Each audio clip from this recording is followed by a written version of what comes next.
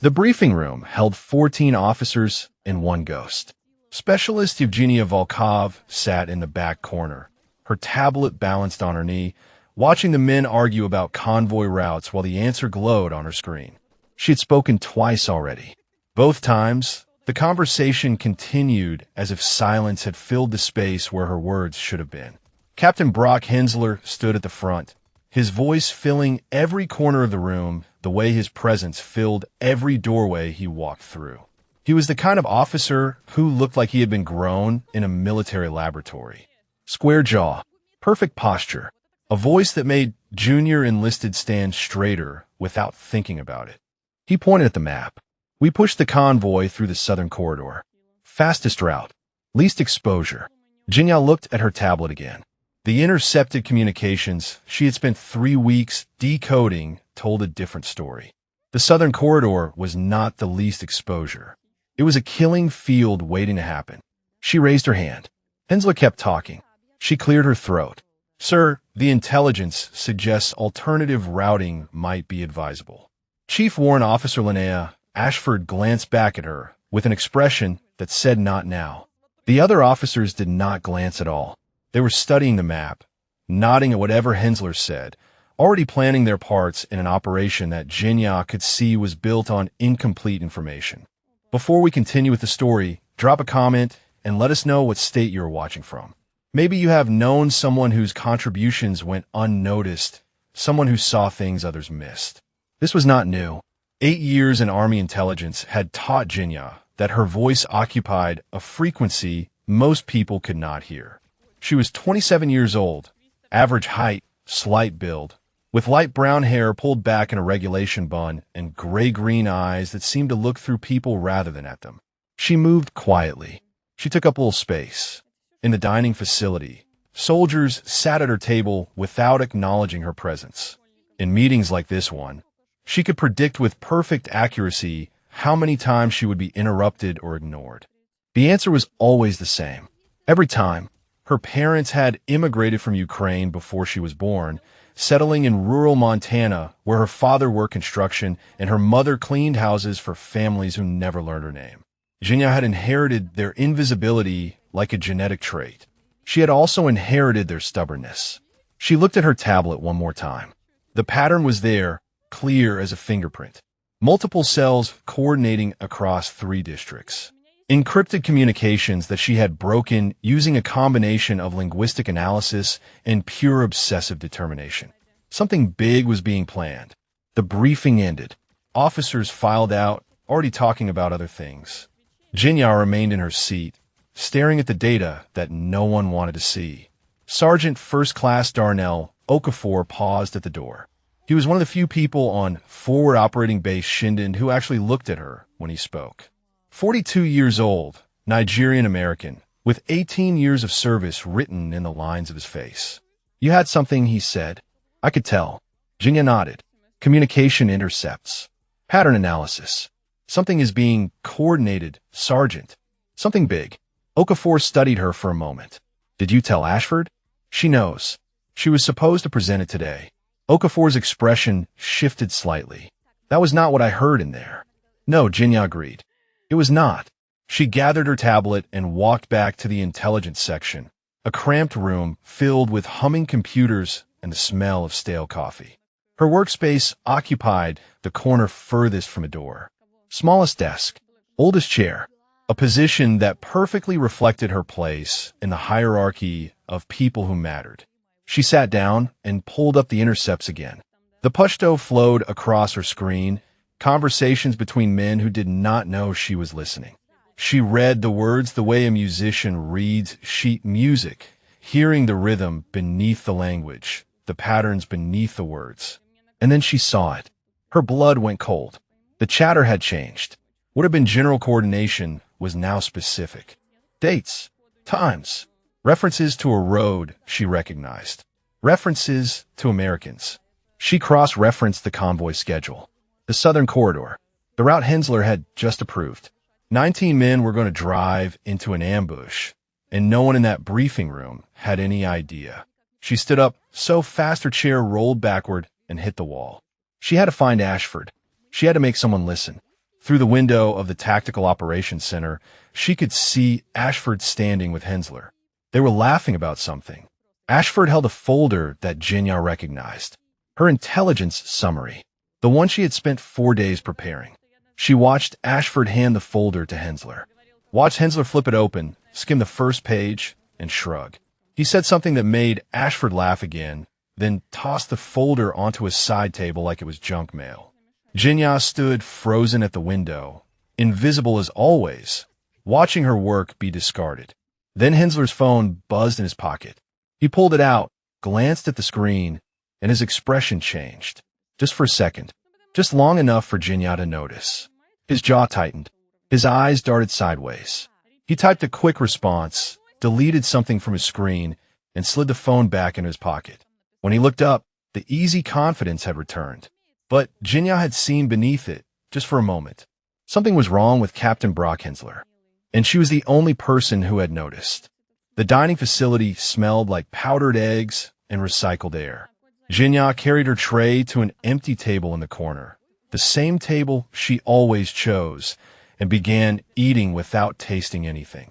Her mind was still in the Tactical Operations Center, watching Hensler's face change when he looked at his phone. She had seen fear. She was certain of it, the kind of fear that came from something personal, something hidden.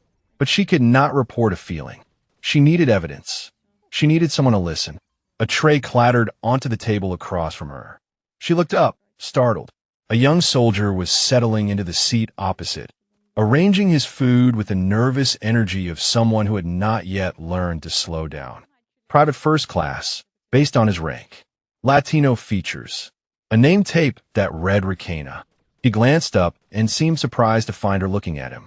"Oh, sorry. Is this seat taken?" Jinya almost laughed. In 8 years, no one had ever asked permission to sit at her table. They simply sat, treating her presence the way they might treat a support column or a wall outlet. Part of the infrastructure. Nothing that required acknowledgement. "No," she said. "It is not taken." "Cool." He unwrapped his silverware. "I am Tomas. Just got here last week. Still figuring out where everything is." Jinya. Intelligence section. Tomas nodded like this information mattered to him. "That must be interesting. All the classified stuff, right? The spy stuff?" "Something like that." He took a bite of his eggs and made a face. "These are terrible. You get used to it. That is what everyone says." He grinned. "I am choosing not to believe them." Despite herself, Jinya felt the corner of her mouth twitch. There was something disarming about his openness, his willingness to talk to a stranger like they were already friends. It had been a long time since anyone had talked to her like that. She noticed his boot laces. One was coming untied, the knot sloppy in a way that would catch an NCO's attention from 30 meters away. "Your left boot," she said. Tomas looked down. "What about it?" "The lace. You should fix it before Sergeant Okafor walks through." He notices things like that. Tomas quickly bent to retie his boot, his ears reddening. "Thanks. My recruiter never mentioned that sergeants would care about my footwear. They care about everything." He finished tying and looked at her with something like gratitude. "You just saved me a smoking session, probably." "I owe you."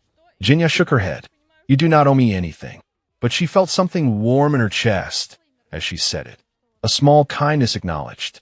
A moment of being useful to someone. They ate in comfortable silence for a few minutes. Then Tomas spoke again. "So what is it like here?" "Really? They told us in training that Afghanistan was winding down, but this place feels pretty active." Jinya considered how to answer. "It is active enough. Convoys, patrols, the usual operations." "Are the convoys dangerous?" The warmth in her chest turned cold.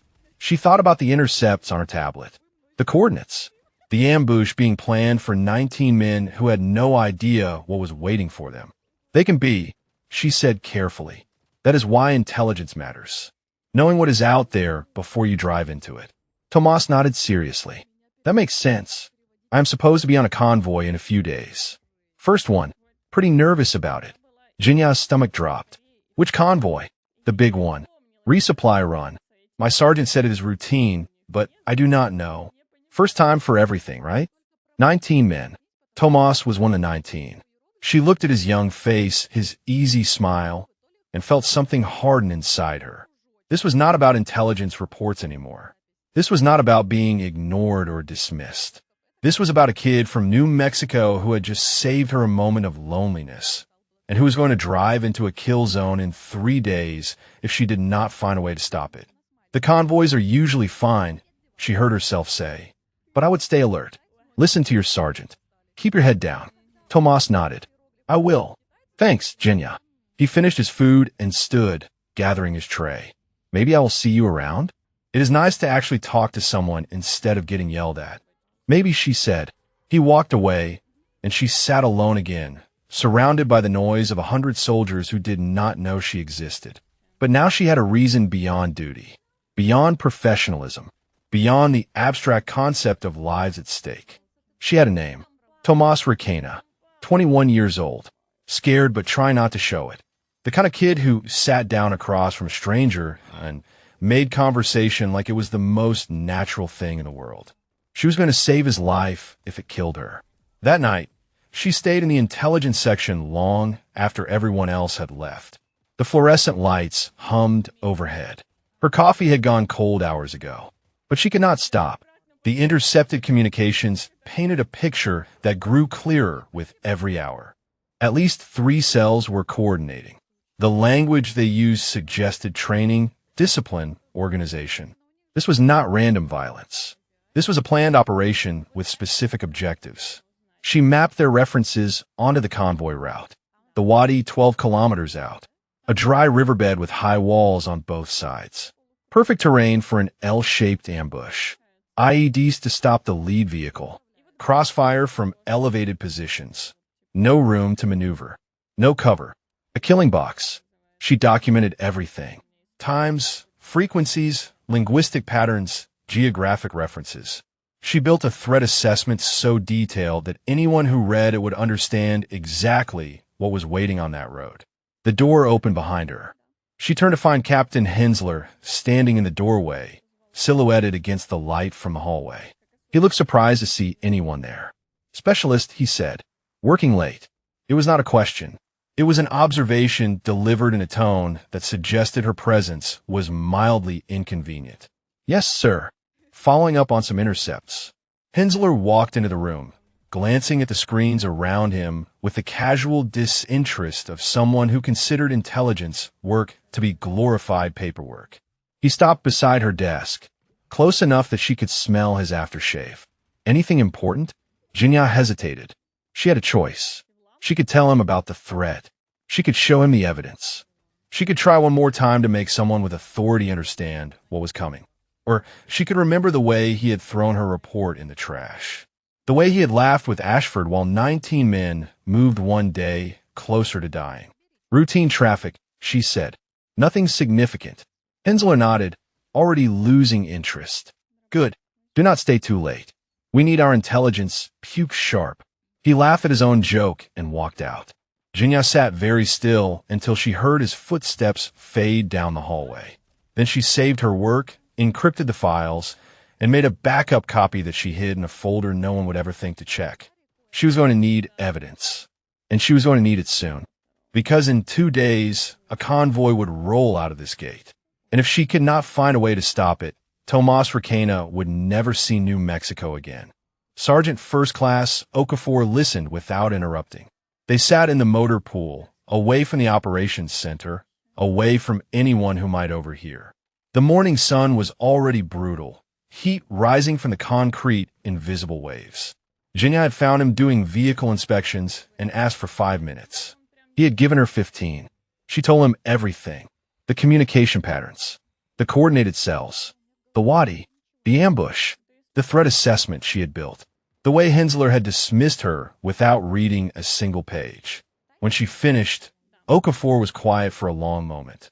He wiped grease from his hands with a rag, his dark eyes focused on something in the middle distance.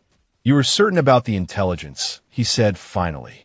As certain as I can be without being in the room when they planned it. And Ashford knows? She knows. She was supposed to present it yesterday. Instead, she handed Hensler a summary and let him throw it away. Okafor exhaled slowly. That sounds like Ashford. Genya leaned forward. Sergeant, there are 19 men on that convoy. I have met one of them. He is 21 years old, and it is his first mission outside the wire. They're going to drive into a kill zone, and nobody is doing anything to stop it. Okafor met her eyes. What do you want me to do, specialist? Talk to Hensler.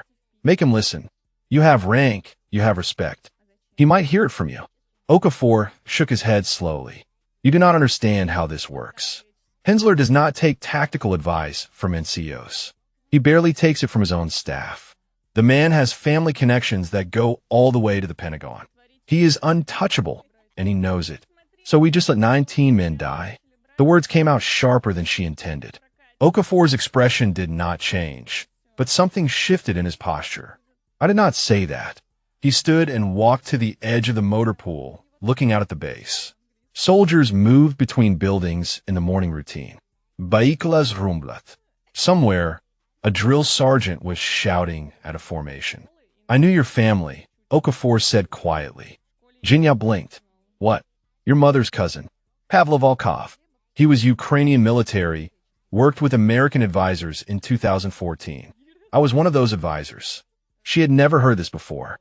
Her mother rarely spoke about family back home. And when she did, it was with the careful distance of someone who had learned that remembering too much was its own kind of wound.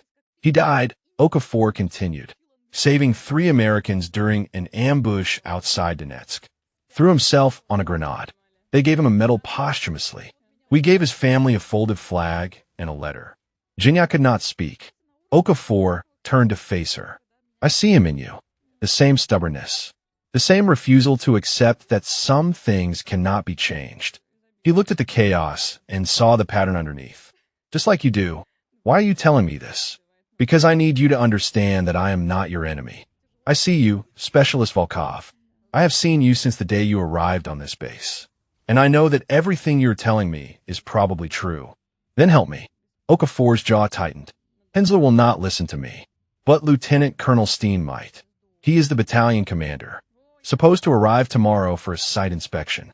If you can get your intelligence in front of him before Hensler filters it, you might have a chance. Tomorrow. The convoy left the day after. It would be close, but it was possible. How do I get access to a lieutenant colonel? Okafor allowed himself a small smile. You do not, but I might be able to arrange something. No promises. Steen is a good officer, but he is also political. He will not want to contradict one of his company commanders without solid evidence. I have solid evidence. Then be ready to present it. He checked his watch. I need to get back. Keep your head down until tomorrow. Do not give Hensler any reason to notice you. Sergeant, Jinya said as he turned to leave. Thank you. Okafor paused. Do not thank me yet. We have not saved anyone.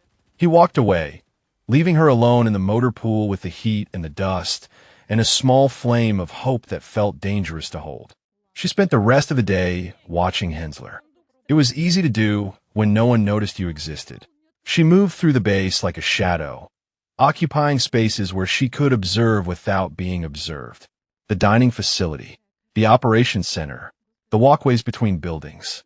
Hensler was everywhere, glad-handing and backslapping, projecting the confidence of a man who believed his own legend. He inspected the convoy vehicles personally, shaking hands with the soldiers who would be driving them. He reviewed the route map with his lieutenants, pointing at the southern corridor like it was a line on a game board. But every few hours, his phone would buzz. And every time it did, his face would change. Just for a second. Just long enough for Jinya to see the mask slip. He would read the message, type a quick response, and delete the conversation. Then the smile would return, wider than before, as if compensating for something. By evening, she was certain. Something was wrong with Captain Hensler. Something beyond arrogance, beyond carelessness. He was hiding something. She returned to the intelligence section as the sun began to set. The room was empty except for Chief Warrant Officer Ashford, who was packing up for the night. Ashford glanced at her with the distracted acknowledgement of someone who knew Jinya existed, but considered her roughly as important as the furniture. Volkov, anything new on the intercepts? Jinya considered her options. She could confront Ashford about the buried intelligence. She could demand to know why her work had been dismissed. She could make an enemy of the one officer who was supposed to advocate for her analysis. Or she could wait 24 hours. Let Okafor work his contacts. Get in front of Steen. Nothing significant, ma'am. Routine traffic. Ashford nodded and headed for the door. Then she paused, reaching into her pocket for her keys. Something fell to the floor. A small piece of paper, folded twice. Ashford did not notice. She was already walking out, her mind on dinner or sleep or whatever officers thought about at the end of a long day. Jinyao waited until the footsteps faded. Then she walked to where the paper had fallen and picked it up. It was a handwritten note. 6 digits. Coordinates. She recognized them immediately.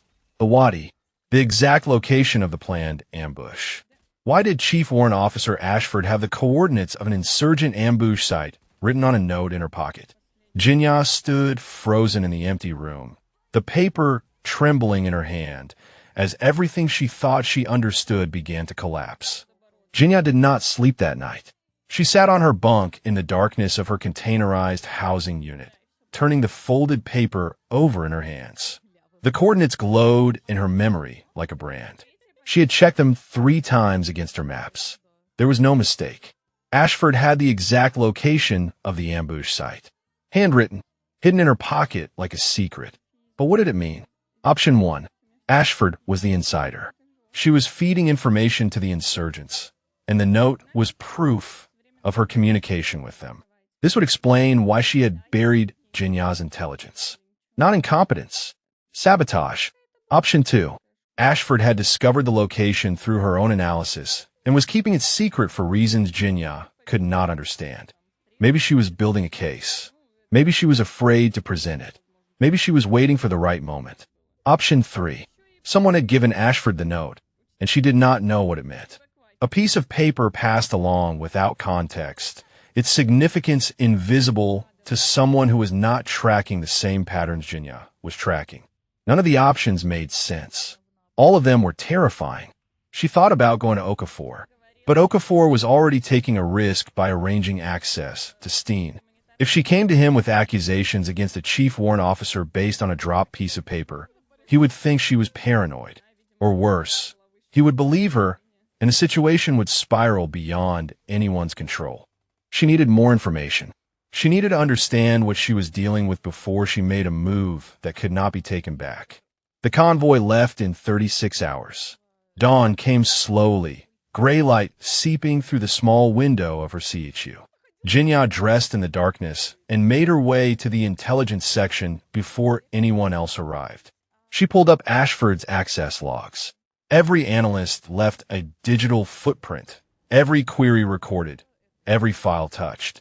If Ashford was communicating with insurgents, there might be traces. Unusual access patterns. Files opened and quickly closed. Communications sent through unofficial channels. What she found was worse than nothing. She found normal. Ashford's logs were exactly what they should be. Routine analysis. Standard reports. Nothing that suggested betrayal or conspiracy. Either Ashford was innocent, or she was smart enough to cover her tracks completely. Jinya leaned back in her chair and pressed her palms against her eyes. She was missing something. She had to be. The door opened. She minimized the access logs and turned to find Tomas Requena standing in the doorway, looking uncertain. "Hey," he said. "Sorry to bother you. I was looking for someone to ask about the convoy briefing tomorrow. What time it starts and stuff." Jinya felt her chest tighten. 0600. Operations Center. Tomas nodded. "Thanks." He did not leave. Instead, he lingered in the doorway, his young face troubled. "Can I ask you something?" "Of course." "Is it normal to be this scared?" The question hung in the air between them. Jinya thought about lying. She thought about offering the standard reassurances that soldiers gave each other before missions. "You will be fine. Trust your training. Stay alert and you will come home." But she could not lie to him.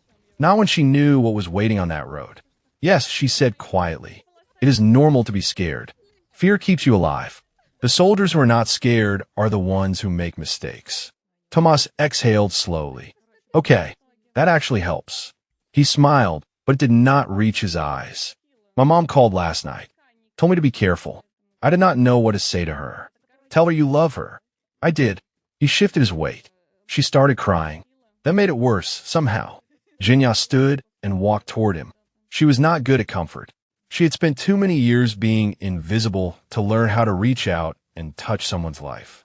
But this boy was going to drive into an ambush, and she could not let him walk away without something. Tomas, listen to me. When you are out there, stay close to your sergeant. Do exactly what he tells you. Keep your eyes on the road and your hands on your weapon. And if something goes wrong, if you hear gunfire or explosions, get low and find cover. Do not freeze. Move. He stared at her. You sound like you were expecting something to happen. I always expect something to happen. It is my job.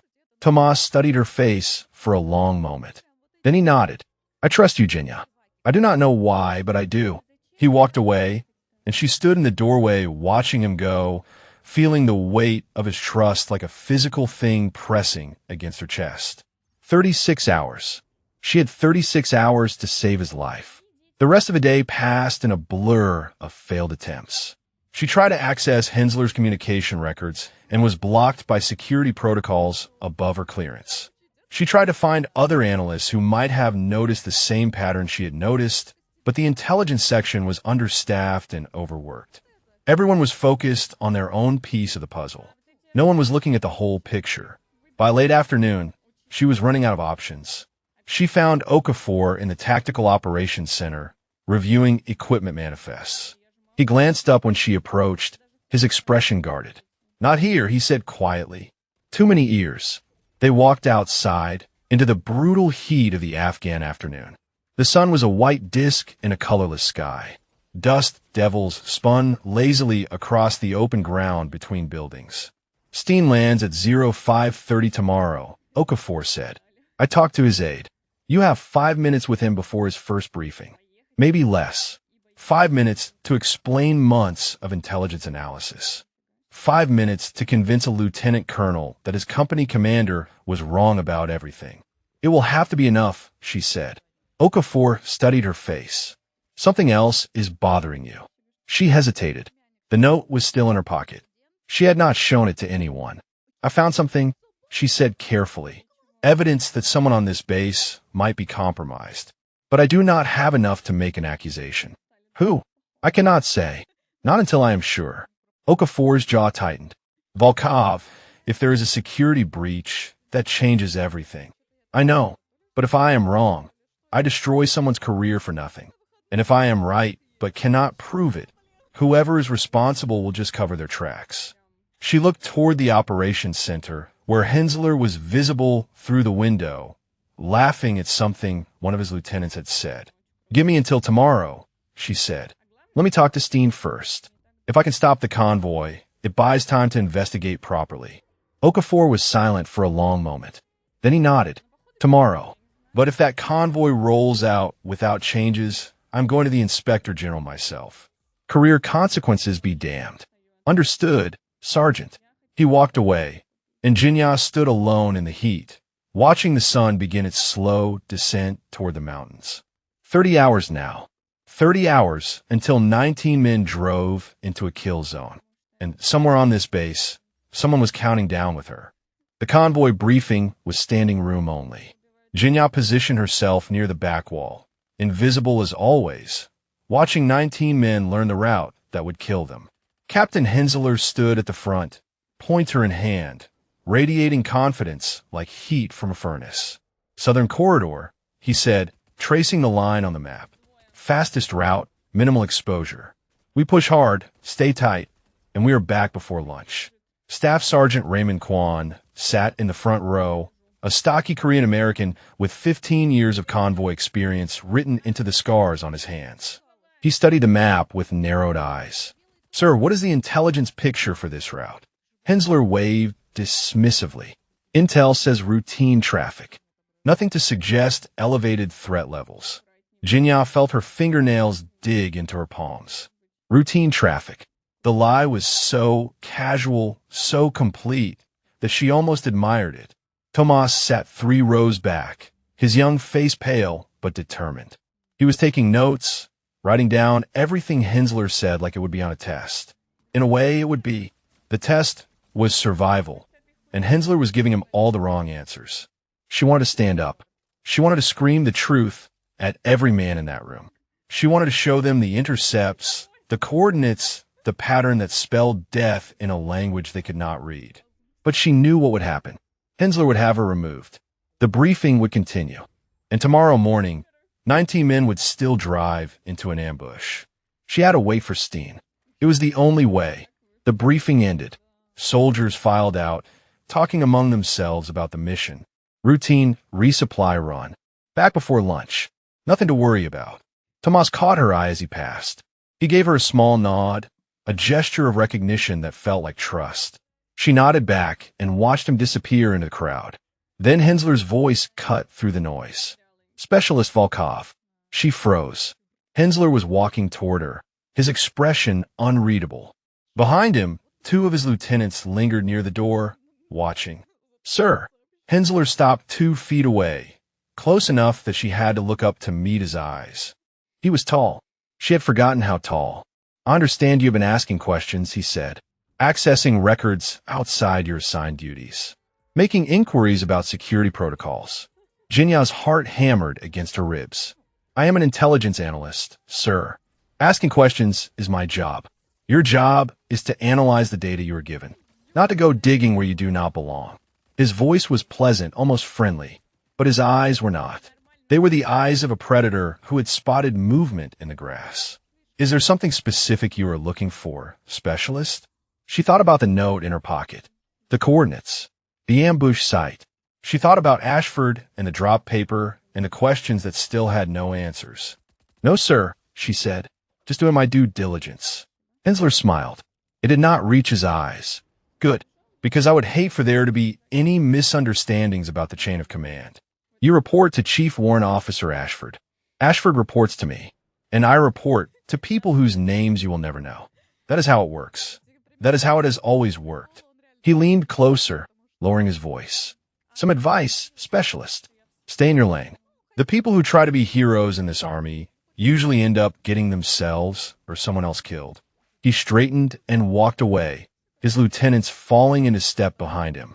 Jinya stood alone in the empty briefing room, her hands shaking. He knew. He had to know. Someone had told him she was digging, and now he was warning her off. But why? If he was just an arrogant officer protecting his ego, he would have dismissed her. He would not have bothered with threats. The fact that he felt the need to confront her meant she was getting close to something. The question was whether she would live long enough to find it. She skipped dinner. The thought of food made her nauseous. Instead, she returned to her CHU and sat in the darkness, running through scenarios in her mind. Steen would arrive in 12 hours. She would have 5 minutes to convince him that his company commander was either dangerously incompetent or actively compromised. 5 minutes to present months of intelligence work. 5 minutes to save 19 lives. It was not enough time. It would never be enough time. But it was all she had. A knock on her door made her jump. She opened it to find Okafor standing outside, his face grim in the fading light. We need to talk, he said. She stepped aside to let him in. He glanced around the small space, taking in the sparse furnishings, the neat stacks of papers, the life of a woman who had learned to need very little. Hensler knows you're asking questions, Okafor said. He told me. Okafor's expression darkened. He told you directly? 5 minutes ago, in front of his lieutenants. Okafor exhaled slowly. That is not good.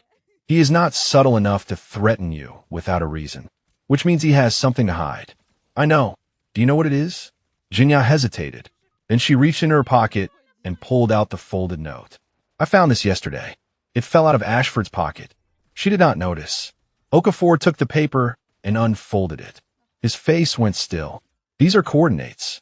For the Wadi, the exact location of the planned ambush. Okafor looked up at her sharply. You think Ashford is the leak? I do not know. Maybe. Or maybe someone gave her that note, and she does not understand what it means. Or maybe she found the same intelligence I found, and she is keeping it secret for her own reasons. None of those options are good. I know. Okafor handed the note back to her. This changes things. If there is an active security breach, Steen needs to know before that convoy leaves. That is what I'm trying to do. But I have 5 minutes with him. Less if Hensler gets there first. Okafor was quiet for a long moment. Then he said something that made her blood run cold. What if Hensler gets there first because Hensler is the leak? Jinya stared at him. The thought had crossed her mind, but hearing it spoken aloud made it real in a way that thinking it had not. A company commander, she said slowly, selling out his own men. It would explain the phone calls, the deleted messages, the way he shut down your intelligence before anyone else could see it. But why? He has family connections, a career path, everything to lose. Okafor shook his head. I have seen men do terrible things for money, for ideology, for blackmail. But why does not matter right now? What matters is whether it is true. How we prove it? We do not. Not in 12 hours. But we can stop that convoy. And if we stop the convoy, we buy time to investigate. He moved toward the door, then paused. Get some sleep, Volkov. Tomorrow is going to be the longest day of your life. He left.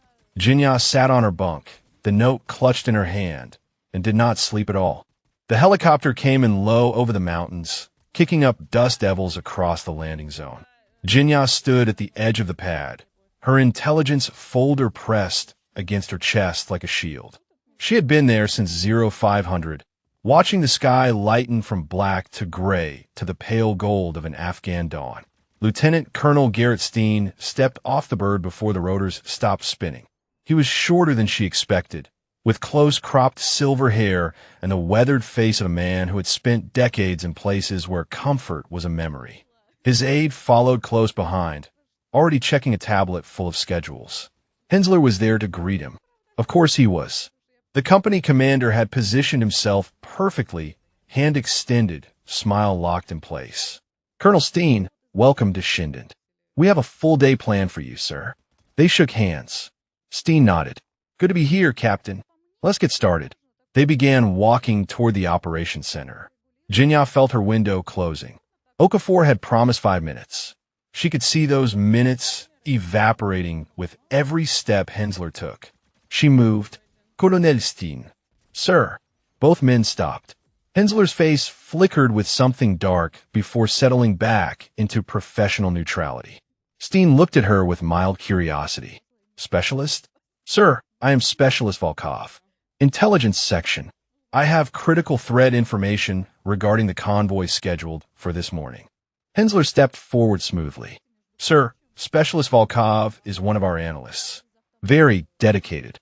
But I have already reviewed the intelligence picture for today's mission. We're good to go. Steen's eyes moved between them. He was reading the situation, Jinya realized. Calculating. Deciding. What kind of threat information? Specialist? Sir, I have identified coordinated insurgent activity targeting the convoy route. Communication intercepts indicate a planned ambush at a specific location along the southern corridor. 19 men will drive into a kill zone if this mission proceeds as scheduled. The words came out steady, professional. She had rehearsed them 100 times in the darkness of her CHU. Hensler's smile tightened. Sir, I can assure you this has been thoroughly vetted. Specialist Volkov has a tendency to see patterns that are not there. Enthusiasm is admirable, but we cannot delay operations based on speculation. Steen raised a hand slightly. Both of them fell silent. Specialist, do you have documentation? Yes, sir. She held out the folder. Intercepts, pattern analysis, threat assessment, and recommended countermeasures. Everything is there. Steen took the folder. He did not open it. Instead, he studied her face for a long moment. How long have you been tracking this? 3 weeks, sir. I identified the initial pattern and have been monitoring escalation ever since. I attempted to report through the chain of command, but my analysis was not presented to decision makers. It was as close as she could come to accusing Hensler without saying it directly. Steen understood. She could see it in his eyes.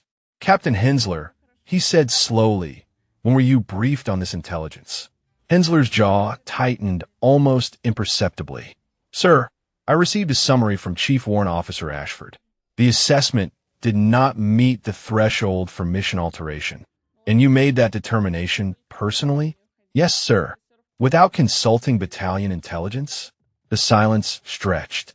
Somewhere behind them, the helicopter's engines were winding down. The sound of boots on gravel. The distant bark of a drill sergeant. Sir, Hensler said carefully, I have full confidence in my team's assessment of the operational environment. Steen opened the folder. He scanned the first page, then the second. His expression did not change, but something shifted in his posture. Specialist Volkov, this threat assessment recommends an alternate route. Yes, sir. Northern Corridor adds 40 minutes to the mission, but avoids the identified ambush site entirely. And if the convoy must use the Southern Corridor, the folder includes countermeasures. Modified vehicle spacing, prepositioned QRF, aerial reconnaissance of the Wadi before the convoy enters the kill zone. Steen closed the folder. He looked at Hensler. Captain, hold the convoy. Hensler's composure cracked. Sir, with respect, we cannot delay operations based on unverified intelligence from a specialist with no operational experience. I am not asking for your opinion, Captain. I am giving you an order. Hold the convoy until I have reviewed this material with my own intelligence staff. The words hung in the air like a blade. Hensler's face went through a rapid series of changes. Surprise, anger, calculation, and finally, something that looked almost like fear. Yes, sir, he said quietly. Steen turned to his aide. Give me a secure line to Battalion S2 and find out where Chief Warrant Officer Ashford is. I want her in the TOC in 15 minutes. He looked at Jinya one more time. Specialist Volkov, you are with me.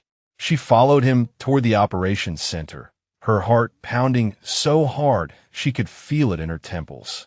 Behind her, she heard Hensler speaking into his radio, his voice clipped and urgent. The convoy was held. She had done it. 19 men would not drive into an ambush this morning. But as she walked, she felt Hensler's eyes on her back, and she knew with absolute certainty that this was not over. She had won a battle. The war was just beginning. Inside the TOC, Steen spread her documents across the table and began reading in earnest. His aide hovered nearby, fielding calls, managing the chaos of a suddenly disrupted schedule. Jinya stood at attention, waiting. At ease, specialist. Steen did not look up from the papers. Tell me about Chief Warrant Officer Ashford. Sir, you said your analysis was not presented to decision-makers. Ashford is your immediate supervisor. Was she aware of this intelligence? Jinya chose her words carefully. Yes, sir. I briefed her personally. She indicated she would elevate it through the chain. But she did not. No, sir. The summary Captain Hensler received was significantly abbreviated. Key details were omitted. Steen's pen stopped moving. Are you suggesting Ashford deliberately suppressed your intelligence? The note was still in Jinya's pocket. The coordinates, the ambush site, evidence that Ashford might be compromised. But mine was not proof. And accusations without proof destroy careers. I am suggesting there may have been a breakdown in communication, sir. I cannot speak to intent. Steen looked up at her. His eyes were sharp, assessing. That is a very diplomatic answer, specialist. Before she could respond, the door burst open. Hensler stood in the doorway, his face flushed, his phone clutched in his hand. Sir, we have a problem.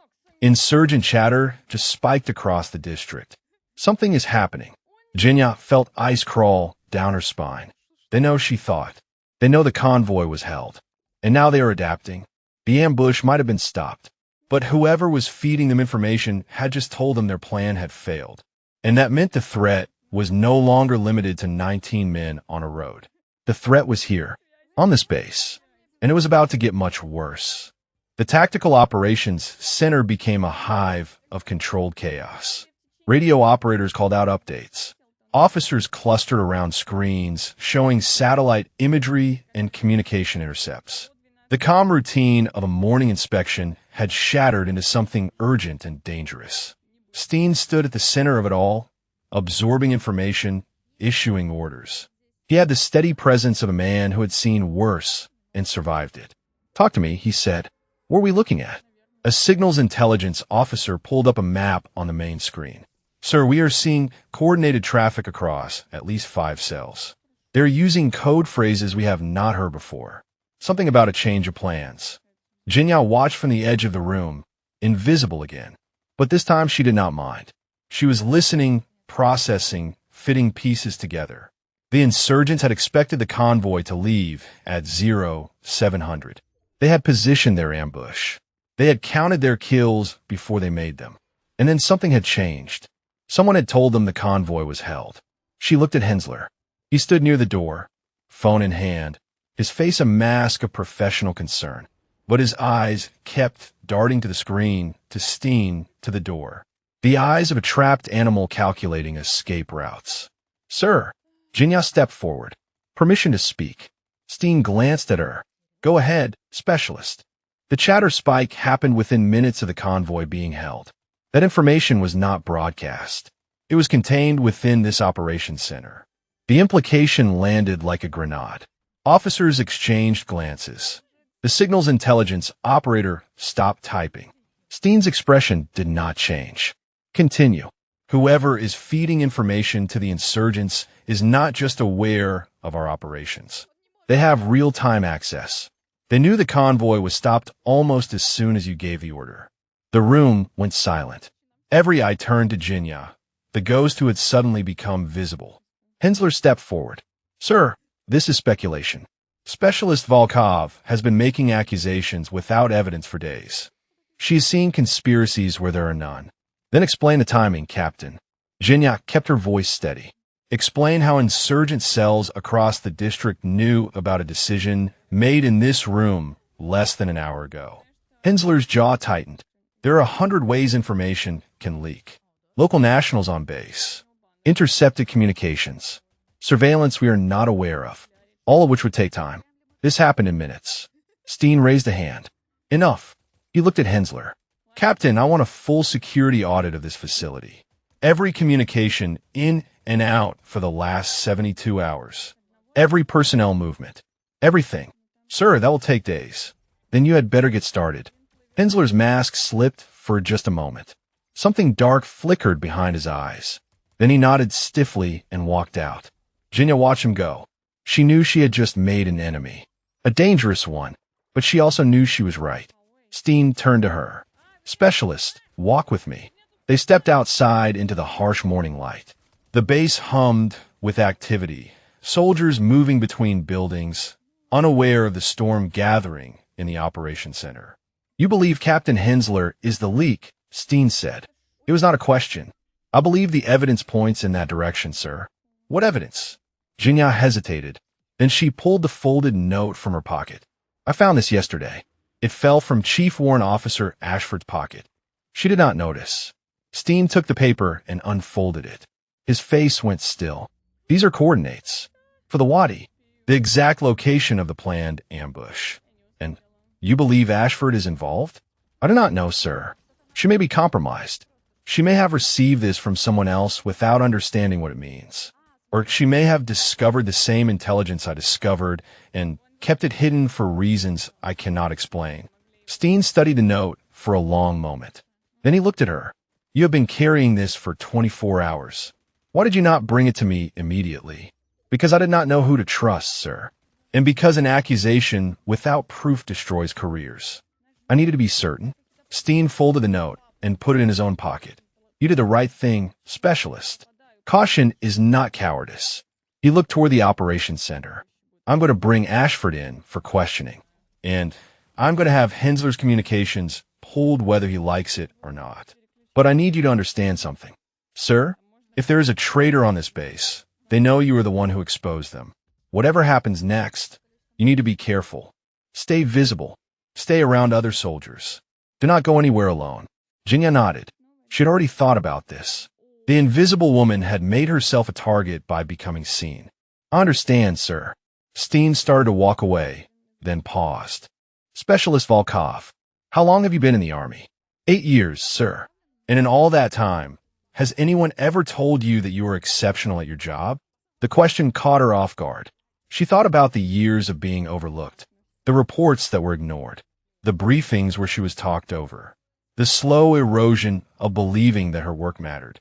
No, sir, she said quietly. I do not think anyone has. Steen nodded. Then let me be the first. What you did today may have saved 19 lives. Do not let anyone make you forget that. He walked away, leaving her standing in the dust and the light. She found Tomas in the motor pool, sitting on the bumper of a vehicle that should have been rolling toward an ambush. He looked up when she approached, his face a mixture of confusion and relief. They held the convoy, he said. No one will tell us why.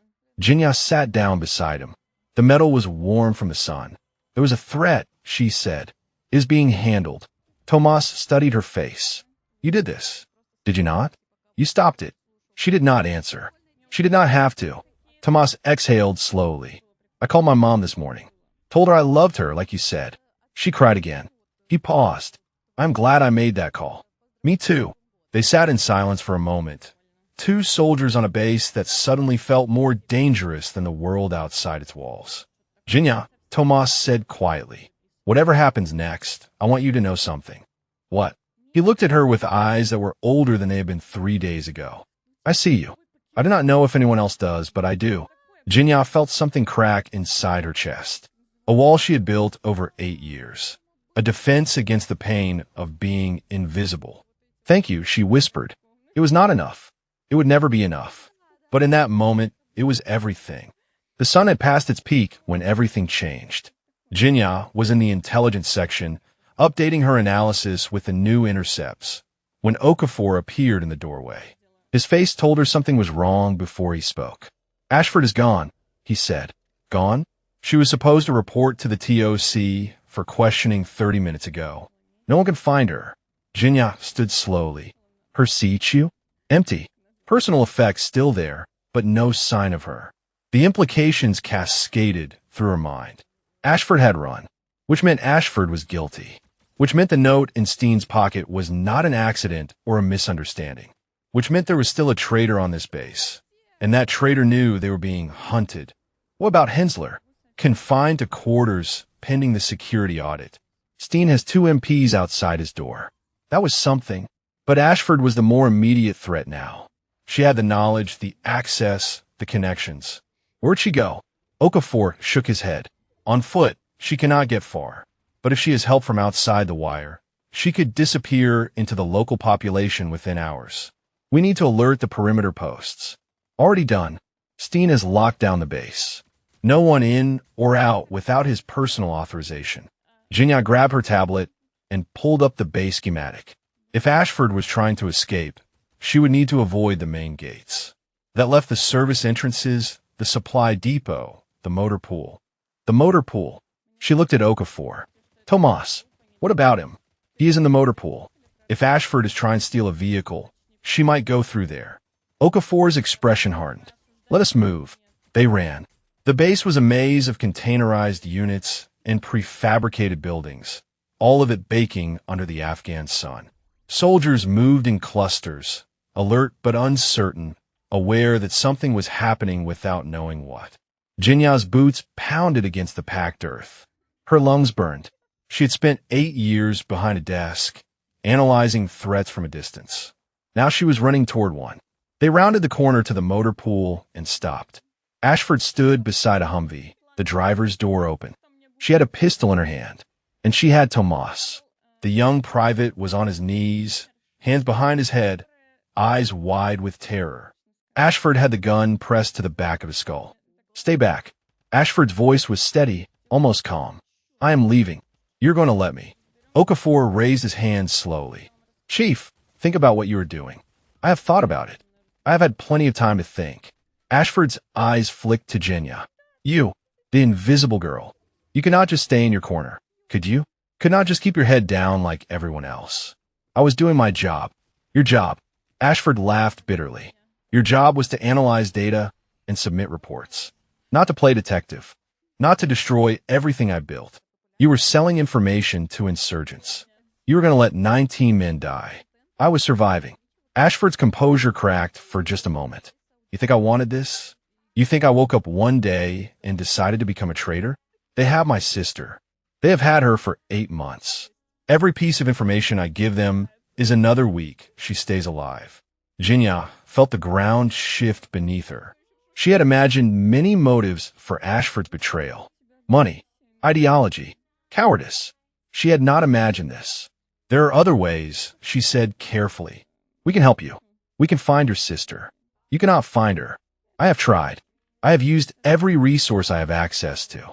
She is gone, hidden somewhere I will never reach. And the only thing keeping her alive is me. So you sacrifice other people's families to save your own. Ashford's jaw tightened. Do not lecture me about sacrifice. You have no idea what I have given up, what I have become. Tomas made a small sound, something between a whimper and a prayer. Ashford pressed the gun harder against his head. I am taking this vehicle. I'm driving out of here. And if anyone tries to stop me, this boy dies first. Okafor took a half step forward. Chief, you know how this ends. Even if you get off this base, you will not get far. Let the private go. We could talk about this. There is nothing to talk about. Ashford began backing toward the Humvee, dragging Tomas with her. My sister is all I have left. I will not let her die because some specialist decided to play hero. Jinya's mind raced. Ashford was desperate, cornered, capable of anything. Standard negotiation tactics would not work. She needed something else, something unexpected. She thought about invisibility, about all the years she had spent being overlooked, dismissed, forgotten. She thought about the way people talked around her like she was not there. And she realized that even now, even in this moment, Ashford was not really looking at her. Your sister, Jinya said quietly. What is her name? Ashford blinked. What? Her name. If I'm going to understand why you did this, I need to know her name. The question was so unexpected that Ashford hesitated. Her grip on Tomas loosened slightly. Meredith, she said finally. Her name is Meredith. How old is she? 34. She was a contractor. Medical support. They took her during a supply run outside Kabul. Jinya took a small step forward. Not threatening, just closing the distance. You love her. She is my little sister. I raised her after our parents died. She is everything. Another step. Ashford's eyes were wet now, her composure crumbling. I understand, Jinya said softly. I understand what it means to love someone so much that you would do anything to protect them, even things you know are wrong. You do not understand anything. Maybe not, but I know that killing Tomas will not save Meredith. And I know that if you drive out of here, you will never see her again. The people who have her do not keep their promises. You know that. You have always known that. Ashford's hand trembled. The gun wavered. Let him go, Jinya said. Help us find Meredith. That is the only chance she has. For a long moment, no one moved. The sun beat down. Somewhere, a radio crackled with distant voices. Then Ashford lowered the gun. Okafor moved fast, closing the distance, taking the weapon, securing Ashford's hands behind her back. Tomas collapsed forward, gasping, tears streaming down his face. Jinya went to him. She knelt in the dust and put her hand on his shoulder. It is over, she said. You are safe. Tomas looked up at her with eyes that would never be young again. You saved me, he whispered. Again, she helped him to his feet as MPs arrived to take Ashford away. The woman did not resist. She walked with her head down, defeated, broken by love, twisted into something terrible. But as she passed Jinya, she stopped. Hensler, she said quietly. He is the one who recruited me. He is the one who knew about Meredith. Whatever you think you know about him is worse. Then she was gone, and Jinya stood in the motor pool with dust on her boots and a new enemy to face. Steen moved fast once he had the truth. Within an hour, the MPs at Hensler's door had orders to detain rather than confine. Within 2 hours, a full search of Hensler's quarters had begun. Within 3 hours, they found the phone. It was hidden in a hollowed-out copy of a field manual, a burner with no official record. The messages on it told a story that made Jinya's stomach turn. 18 months of communication with insurgent contacts, coordinates, patrol schedules, convoy routes, the names of informants who had been killed within days of being identified, and references to something called Operation Shepherd, a planned attack that went far beyond a single ambush in a wadi. Steen spread the printouts across the table in the TOC. His face was gray. He was not just leaking information, Steen said quietly. He was coordinating attacks, actively planning operations against his own people. Jinya stood at the edge of the room, reading the messages upside down. The language was clinical, businesslike. Hensler had discussed the deaths of American soldiers the way someone might discuss inventory management. Sir, she said, these references to Shepard. There's a timeline. Steen looked up. What do you mean? She pointed to a series of messages near the end. Here and here. He references a final phase. Something big. Something soon. The signals intelligence officer pulled up the message chain on screen. She's right, sir. The last message was sent this morning, just before you arrived. It says the window is closing and they need to accelerate. Accelerate what? The room went silent. No one had an answer. Where's Hensler now? Steen asked. The MP at the door shifted uncomfortably. Sir, Captain Hensler was being escorted to the detention facility. But there was an incident. What kind of incident? He overpowered his escort. Took the MP's sidearm. He's somewhere on base, sir. We have teams searching. Jinya felt eyes spread through her chest. Hensler was loose, armed, desperate, and he knew that everything he had built was crumbling around him. A desperate man with nothing to lose was the most dangerous kind. Lock down everything, Steen ordered. I want every building searched, every vehicle accounted for. He does not leave this base. Officers scattered to execute orders. Jinya remained, her mind working through the possibilities. Hensler could try to escape, but the base was locked down. He could try to hide, but there were only so many places to go. He could try to fight, but he was one man against an entire garrison. Unless he was not planning to escape at all. Sir, she said suddenly, the messages mentioned accelerating the timeline. What if Hensler is not trying to run? What if he is trying to complete the mission? Steen turned to her. Explain. Operation Shepard. We do not know what it is, but we know it is big. We know it was planned for soon. What if the target was never just a convoy? What if the target was always this base? The color drained from Steen's face. A coordinated attack, Jinya continued. Insurgents hitting from outside, while someone on the inside creates chaos. Takes out communications. Opens a gate. Plants explosives. The signals officer spoke up, his voice tight. Sir, I am seeing movement on the perimeter cameras. Multiple vehicles approaching from the east. No EFF signals. How many? At least a dozen. They're not slowing down. Steen grabbed the radio. All stations, this is Bayonet 6. We have incoming hostiles from the east. All personnel to defensive positions. This is not a drill. The base erupted into controlled chaos. Sirens wailed. Soldiers ran for weapons and positions. The distant sound of engines grew louder. Jinya stood frozen for just a moment. Then she moved. She ran toward the communications building. If Hensler was trying to complete his mission, he would need to disable the base's ability to call for help. That meant the comm center. That meant satellite uplinks, radio arrays, everything that connected them to the outside world. The building was at the edge of the base, isolated, minimally guarded under normal circumstances. She prayed she was wrong. She was not wrong. The door to the comm center hung open, the lock shot out. Inside, she could hear the sound of equipment being destroyed. Sparks, crashes, the systematic dismantling of everything that kept them connected. She drew the sidearm she had taken from the TOC, a weapon she had qualified on but never fired outside of range. Her hands were steady. Her heart was not. She stepped through the door. Hensler stood in the middle of the room, surrounded by shattered monitors and sparking cables. He had a fire axe in one hand and a pistol in the other. His uniform was torn. His face was wild. He turned when he heard her enter. For a moment, something like surprise flickered across his features. The invisible girl, he said, should have known you would be the one to find me. Step away from the equipment, Captain. Hensler laughed. It was not a sane sound. Captain, I'm not a captain anymore, am I? I'm not anything anymore. Thanks to you. You did this to yourself. Did I? He gestured with the axe at the ruined equipment around him. I did what I had to do.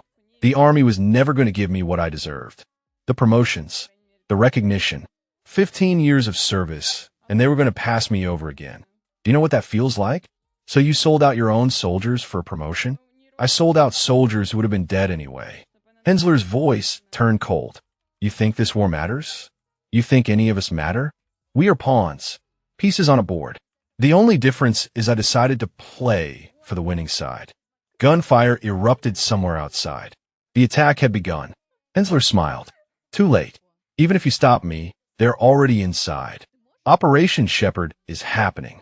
By morning, this base will be a graveyard. He raised his pistol. Jinya fired first. The shot took him the shoulder, spinning him sideways. The pistol clattered to the floor. He stumbled against a console, clutching the wound, his face twisted with pain and rage. He snarled. You were nothing. Nobody. How did nobody become this? Jinya kept her weapon trained on him. Because nobody was watching me, she said, and I was watching everyone. She heard boots behind her. Okafor burst through the door with a squad of soldiers. They swarmed Hensler, forcing him to the ground, securing his hands. Okafor looked at Jinya, then at the smoking gun in her hand. You good? She nodded slowly. The adrenaline was fading, leaving something cold and shaky in its place. The comm center, she said. He destroyed most of it. We need to get a signal out. Okafor barked orders. Soldiers began assessing the damage, looking for anything salvageable. Outside, the battle raged. But inside, something had shifted. Hensler lay on the floor, bleeding and beaten. He looked up at Jinya with hatred in his eyes. This is not over, he said. She knelt down so he could see her face clearly. Yes, she said quietly. It is. Then she stood and walked out into the chaos, ready to help save what was left of the base she had already saved once before. The battle for forward operating base Shinden lasted 4 hours. Jinya spent most of it in the damaged communications center, working alongside technicians to restore any signal they could. Her hands moved across circuits and cables she barely understood, following instructions, holding flashlights, doing whatever was needed. Outside, the sounds of war created a symphony of chaos. The crack of rifle fire, the thump of mortars, the roar of vehicle-mounted weapons. Occasionally, the ground shook from something larger. She tried not to think about who might be dying while she spliced wires. Okafor appeared in the doorway, his face streaked with sweat and dust. We have a signal, he said. Weak, but it is there. The lead technician nodded. Satellite uplink is partially restored. We can reach battalion. Steen's voice crackled over the tactical radio. All stations, air support inbound. ETA, 15 minutes. Hold your positions. 15 minutes. It might as well have been 15 years. Jinya stepped outside. The eastern perimeter was lit with muzzle flashes and the orange glow of burning vehicles. Tracer rounds arced across the darkness like deadly fireflies. Somewhere, a soldier was screaming for a medic. She should have been terrified. Part of her was. But a larger part felt something else. A clarity that came from knowing exactly where she was supposed to be. She had spent 8 years being invisible. 8 years watching from the edges while others acted. Now, she was in the middle of it, and she understood that watching had never been passive. It had been preparation. A group of soldiers ran past her toward the perimeter. One of them stumbled, his leg buckling. She caught him before he fell. I'm fine, he gasped. Just twisted it. She helped him to a barricade, then looked around for a medic. There were none in sight. Everyone was either fighting or treating wounds more serious than a twisted ankle. Stay here, she said. Keep your head down. She ran toward the aid station, weaving between buildings, ducking instinctively when rounds cracked overhead. The aid station was overwhelmed. Wounded soldiers lined the walls. Medics moved between them with the focused urgency of people who knew they could not save everyone. She found a medic and pointed toward the barricade. Soldier with a leg injury. Not critical, but he cannot walk. The medic nodded and grabbed a stretcher. Jinya helped carry it back. They loaded the wounded soldier and brought him to safety. Then she went back out, and she did it again and again. She was not a combat soldier. She was not trained for this, but she could carry. She could bandage. She could hold a hand and tell a frightened 19-year-old that he was going to be okay, even when she was not sure it was true. She found Tomas at the southern barricade, firing at shadows beyond the wire. His face was pale but determined. Jinya, he said when he saw her. What are you doing here? Helping. You should be in the bunker. So should you. He almost smiled. Then his expression changed. Behind you. She turned.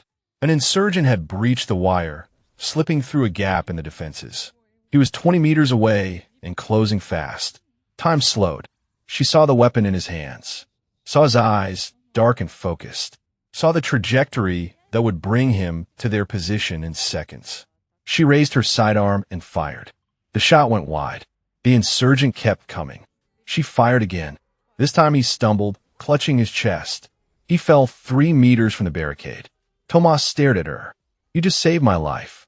Again. Stop keeping count. The helicopters arrived 11 minutes later. Apache gunships swept across the battlefield, their cannons tearing through the insurgent vehicles like paper. The attack broke within minutes. Those who could flee did. Those who could now were captured or killed. By dawn, it was over. Jinya sat on an ammunition crate near the aid station, watching the sun rise over a base that had nearly become a graveyard. Her hands were shaking. She could not make them stop. Okafor found her there. He sat down beside her without speaking. They watched the sky turn from gray to gold in silence. Finally, he said, "Casualty report came in. 12 wounded. 3 critical. No fatalities." Jinya closed her eyes. No fatalities. After everything, no one had died. The QRF found an insurgent command post 2 kilometers out. Okafor continued. They captured the cell leader, the same one who has been coordinating attacks across the province for 2 years. The one for my intercepts. The same. Okafor paused. They also found something else. A woman. Afghan national. But she was not local. She had been held prisoner there for months. Jinya looked at him. Meredith? Okafor nodded. Ashford's sister. Malnourished, traumatized, but alive.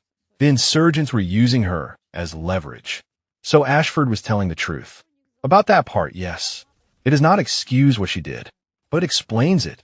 Jinya thought about Ashford being led away in handcuffs.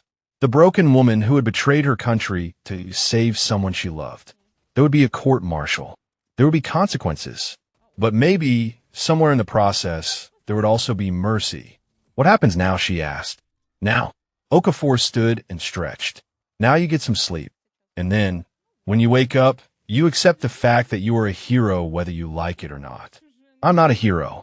Okafor looked down at her with something like affection. Volkov, you identified a threat that everyone else missed. You stopped a convoy from driving into an ambush. You talked down a hostage situation.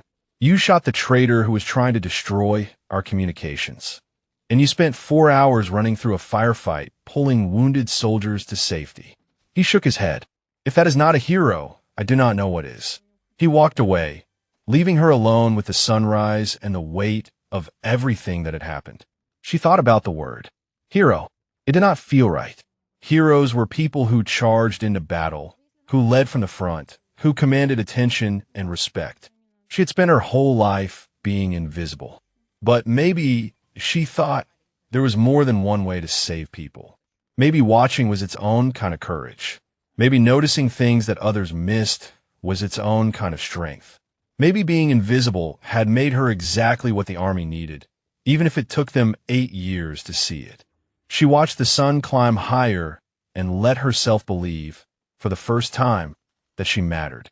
3 days after the battle, Lieutenant Colonel Steen called her into his office. The base was still recovering. Damaged buildings were being repaired. Wounded soldiers were being evacuated to better facilities. The perimeter had been reinforced with additional barriers and surveillance equipment. Life was returning to something like normal, though normal would never mean the same thing again. Jinya stood at attention in front of Steen's desk, her uniform pressed, her boots polished, her heart beating faster than she wanted to admit. At ease, specialist. Steen gestured to a chair. Seat. She sat. The chair was uncomfortable. Everything about this moment was uncomfortable. Steen studied her for a long moment before speaking. Do you know why I asked you here? No, sir. He leaned back.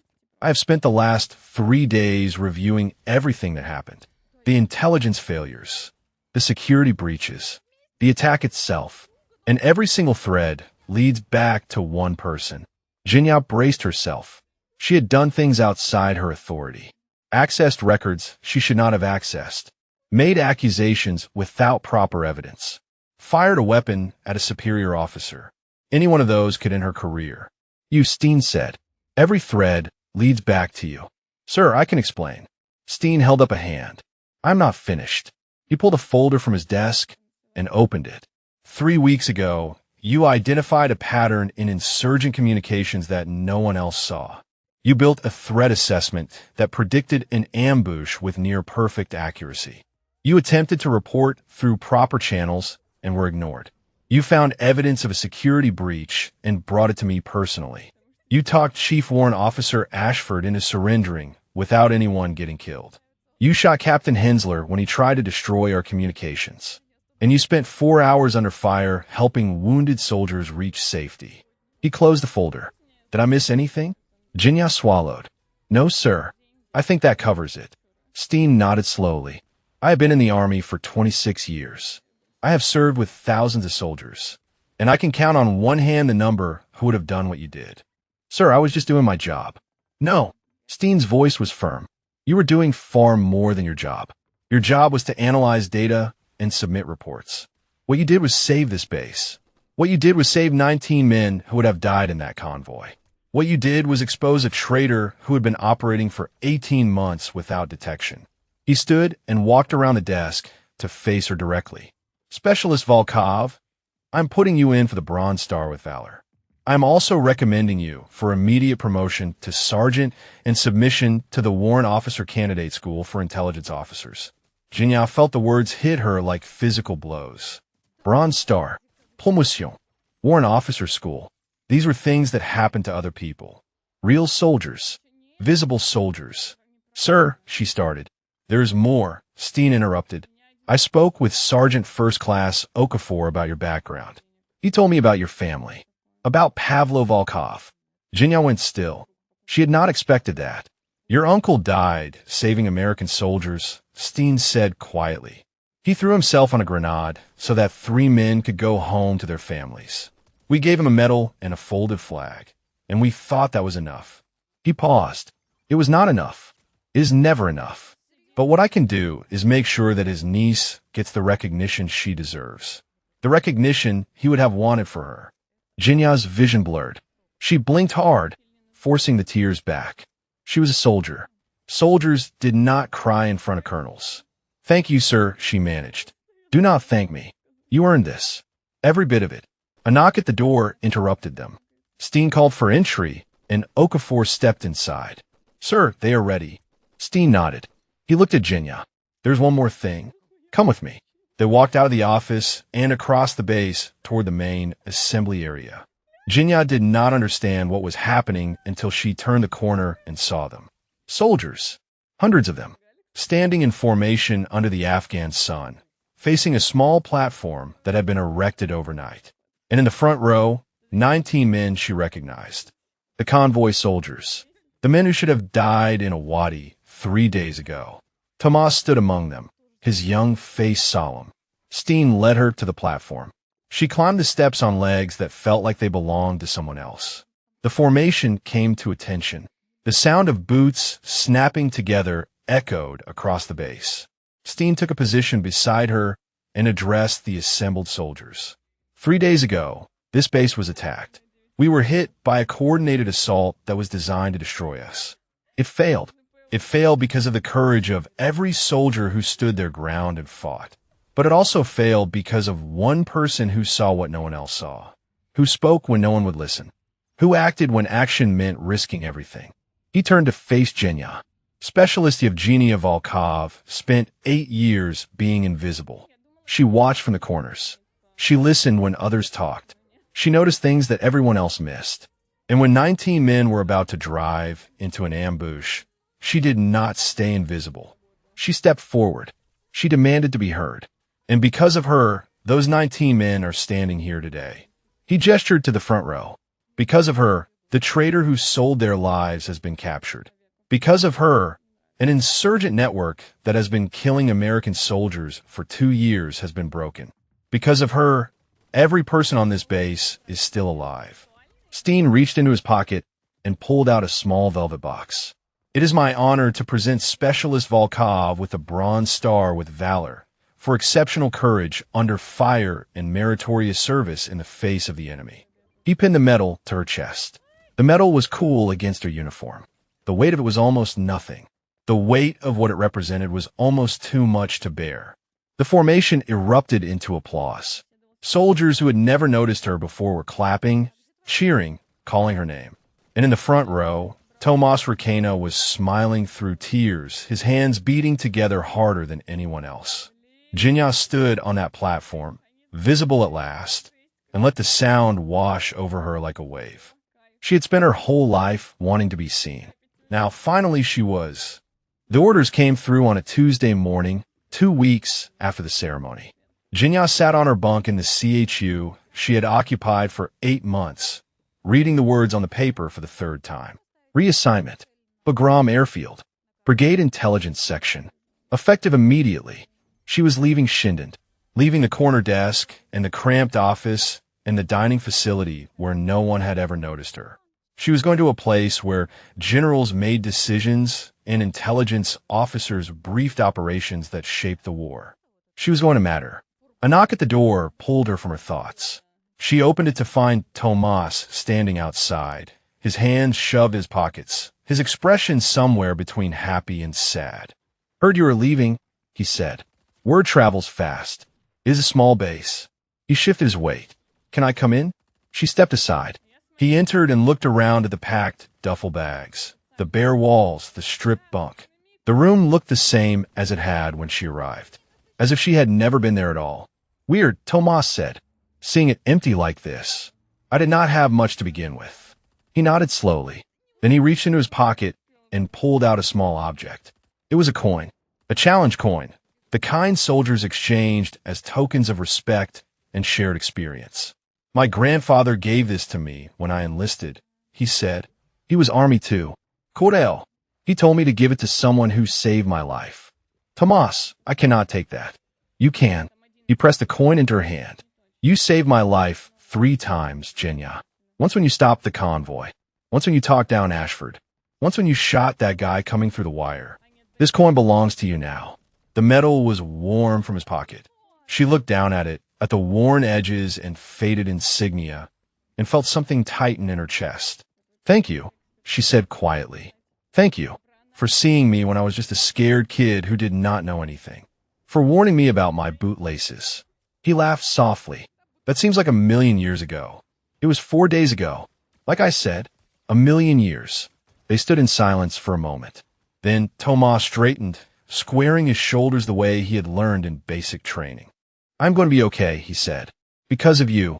Whatever happens next, wherever I go, I'm going to remember that someone cared enough to save my life. That matters. You matter." Jinya did not trust herself to speak. She nodded instead.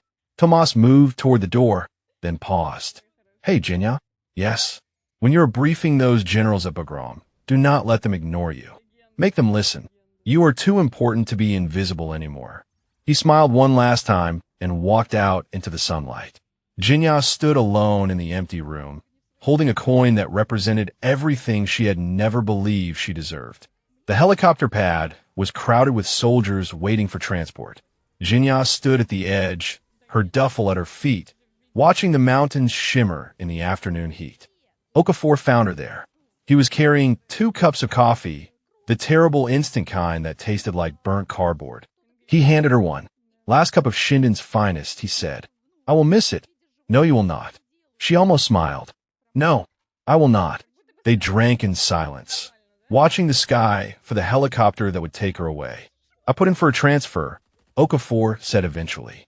"Bagram. Intelligence liaison position. Figured you might need someone watching your back.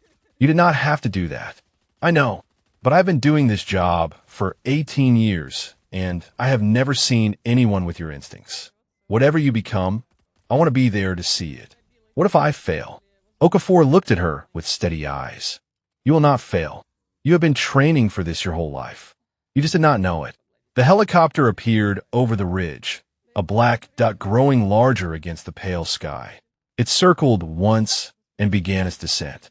"Volkov," Okafor said, "before you go, there is something I never told you." "What?" "That first day you arrived on base. 8 months ago. I noticed you." She looked at him. "What do you mean?" "I mean, I saw you walk off that transport and I thought, that one is different. That one sees things. I have been watching you ever since, waiting for you to figure out what the rest of us already knew, which is that invisible is not the same as unimportant. That the people who watch from the edges are the ones who understand the whole picture. That sometimes the most powerful person in the room is the one nobody notices. The helicopter touched down. The rotor wash kicked up dust and debris. Soldiers began moving toward it, loading gear, climbing aboard. Okafor extended his hand. "See you at Bagram, Sergeant Volkov." She shook it. "See you there." She picked up her duffel and walked toward the helicopter. Halfway there, she stopped and turned back. The base spread out behind her. The building she had walked past 1,000 times. The operations center where she had been ignored. The motor pool where she had saved Tomas. The perimeter where she had fought for her life. And standing among the soldiers who had gathered to watch her leave, she saw faces she recognized. The convoy members, the technicians from the comm center, the medics she had helped during the battle. Tomas, waving with both hands. They saw her now, all of them. She raised her hand in a small wave. Then she turned and climbed into the helicopter. The bird lifted off, banking hard over the mountains. Jinya watched the base grow smaller through the window, shrinking from a place to a memory. She thought about invisibility, about all the years she had spent believing that no one saw her. All the years she had spent in corners and shadows, watching and waiting and wondering if she would ever matter. She understood now that she had always mattered. The problem was never her. The problem was a world that did not know how to see what she had to offer. That world was changing. She was changing it. The helicopter climbed higher, leaving Shinden behind. Ahead, somewhere beyond the mountains, Bagram waited. Generals waited. A future she had never imagined waited. Specialist Yevgeny Volkov was no longer invisible. And that was exactly why the man had lived. If this story moved you, drop a comment about what resonated most with you, or share if you have known someone whose quiet contributions saved others.